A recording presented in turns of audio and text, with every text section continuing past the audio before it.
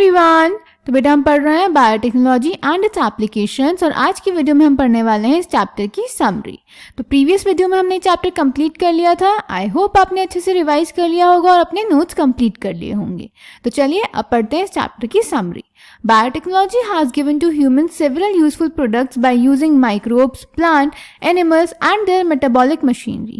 Techniques of tissue culture and somatic hybridization offer vast potential for manipulation of plants in vitro to produce new varieties. हमने पढ़ा था tissue culture और somatic hybridisation के बारे में। Tissue culture में हम एक टिश्यू की हेल्प से पूरा प्लांट रीजनरेट करते हैं लेबोरेटरी कंडीशंस में, और सोमैटिक हाइब्रिडाइजेशन में हम दो डिफरेंट प्लांट वेराइटीज का प्रोटोप्लास्ट आइसोलेट करके फ्यूज करते हैं। Recombinant DNA technology has made it possible to engineer microbes, plants and animals such that they have novel capabilities. Genetically modified organisms have been created by using methods other than natural methods to transfer one or more genes from one organism to another, generally using techniques such as recombinant DNA technology, जिसके बारे में हमने previous chapter में पढ़ा था कि इसकी हमें क्या क्या रिक्वायरमेंट्स हैं और क्या क्या स्टेप्स, क्या क्या प्रोसेसेस हैं। GM plants have been useful in increasing crop yields, reduce post-harvest losses and make crops more tolerant of stresses. There are several GM crop plants with improved nutritional value of foods and reduce the reliance on chemical pesticides, that is pest resistant crops. ये हमने AIIMS पढ़े थे वहाँ पर।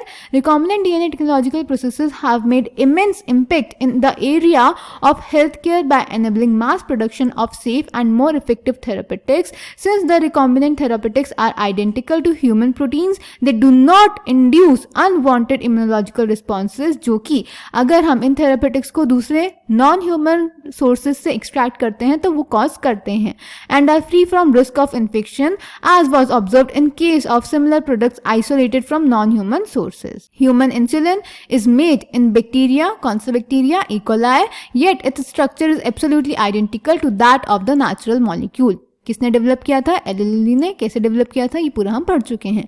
Transgenic animals are also used to understand how genes contribute to the development of a disease by serving as models for human diseases such as cancer, cystic fibrosis, rheumatoid arthritis and Alzheimer's. और भी बहुत सारे reasons हैं जिनके लिए हम transgenic animals को develop करते हैं, जो कि हम पढ़ चुके हैं।